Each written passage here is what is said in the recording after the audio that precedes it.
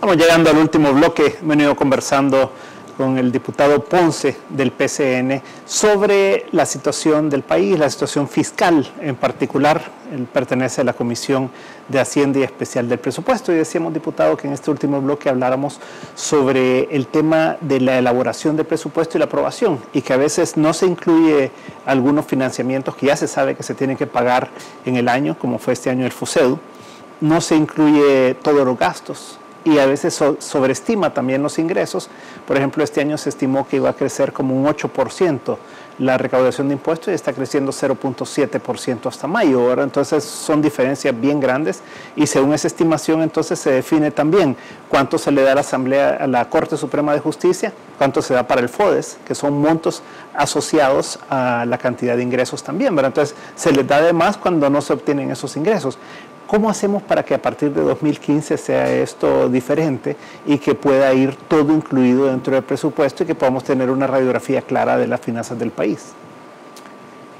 En primer lugar, nosotros tenemos que adquirir el compromiso como Asamblea Legislativa de que el presupuesto que aprobemos debe estar de alguna manera, debe de aprobarse de acuerdo a las realidades del país. Y si ese crecimiento que ha sido demasiado, el que yo me proponga que voy a crecer el 8%, tengo que justificarlo, provocar con algunas condiciones que yo haga o algunas acciones que yo haga, debo de provocar que crezca ese 8%. Pero creo que eso es demasiado ser soñador, pensar en que voy a crecer 8%, obviamente no son las condiciones del país. Yo creo que debemos de mantener un presupuesto en el que lo hacemos en los hechos reales o en las realidades del país. Si solo ha crecido hasta mayo el 0.7%, que lo podamos plantear por lo menos bajo un supuesto que vamos a crecer un 2%. Creo que eso es aceptable. Es aceptable. Debemos de buscar también hacer los recortes en todas las áreas. Digamos, tenemos que empezar a ver cómo hacemos una reforma fiscal, una reforma constitucional en la que busquemos estarle dando el 6% a la Corte Suprema de Justicia y buscar que ese 6% se incluya a todo el Ministerio Público, para que allí bajese un poco el gasto en el aparato del Estado. En efecto, las alcaldías, en la medida que tú te proyectas crecer más, le estás dando más, pero estás afectando, obviamente, presionando más a la caja del Estado. Entonces, creo que tenemos que tomar varias medidas. Un recorte total de todas las instituciones, sin excepción, empezando por la Asamblea Legislativa. Yo creo lo que te decía al principio, antes de entrar a este set. ¿La Asamblea Legislativa puede funcionar con $4 millones menos? Sí, claro que puede funcionar. ¿Quién dice que no? ¿La Corte Suprema de Justicia puede funcionar con $50 millones menos? Claro que puede funcionar con $50 millones menos. El resto de instituciones pueden someterse a hacerse un recorte, no con camisa de fuerza, sino un recorte voluntario en el que entren bajo el compromiso que vamos a reducir en unos 300, 400 millones de dólares el plan de gasto en el 2015. Claro que lo podemos hacer. Empecemos por ahí. Hagamos la reforma constitucional para que la Corte le llegue el 6%, pero se incluya al Ministerio Público. ¿Ya? Y no estemos dando más de lo que no se puede recibir vía ingresos. Proyectemos crecer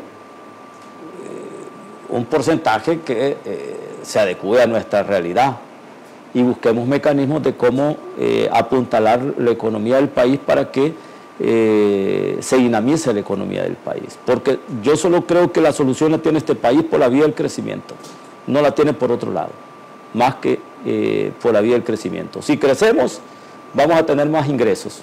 Si tenemos más ingresos, vamos a poder pagar nuestra deuda y vamos a poder cumplir o cubrir todos los compromisos y los gastos sociales de los programas sociales que el país ya adoptó. No hay otra vía. Por la vía de tributar más, ya el país ya no aguanta. Y quiero decirle al gobierno que le ponga ojo, mucho ojo. Ahorita andan operadores internacionales, firmas especializadas en promover inversión, queriéndose llevar inversiones para Honduras.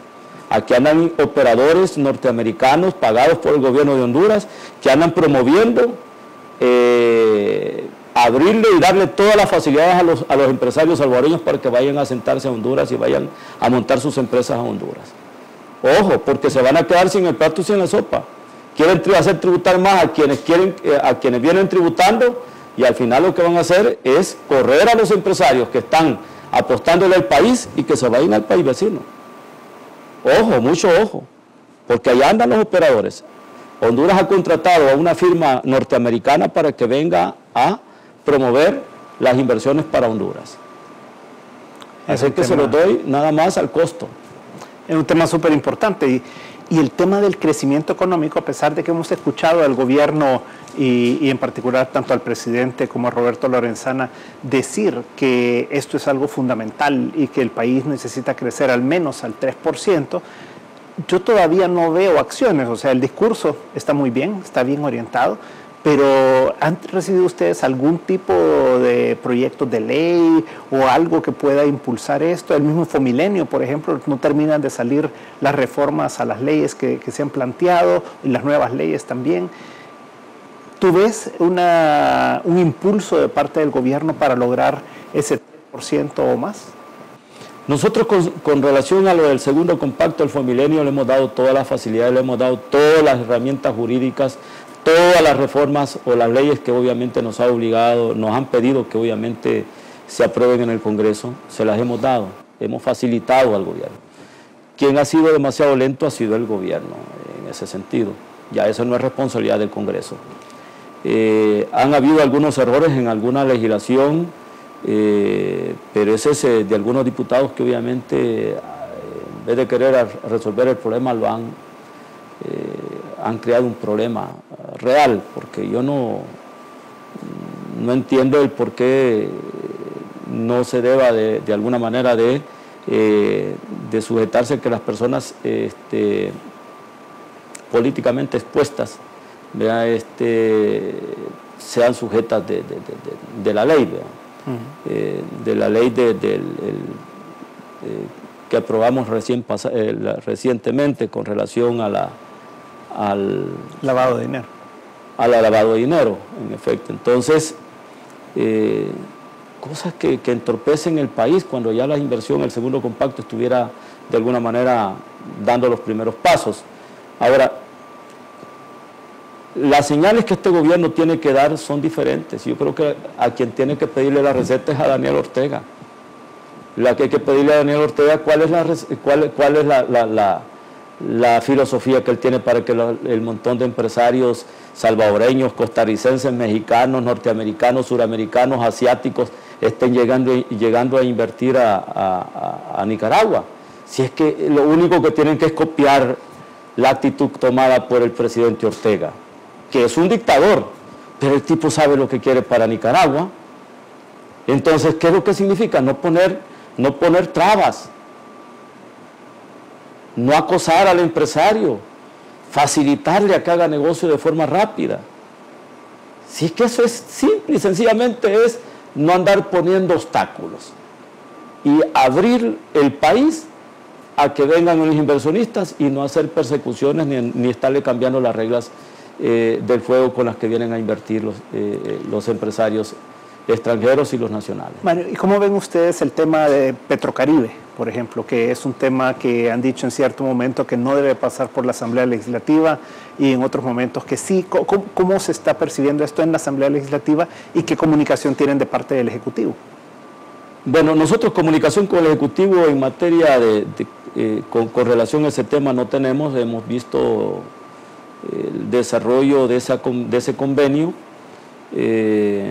con mucha preocupación, porque se están tomando atribuciones por encima de la Constitución y creo que el 248 es claro, es categórico y dice que cualquier compromiso en el que se comprometan recursos presentes y futuros de los salvadoreños, de los contribuyentes, debe tener garantía soberana.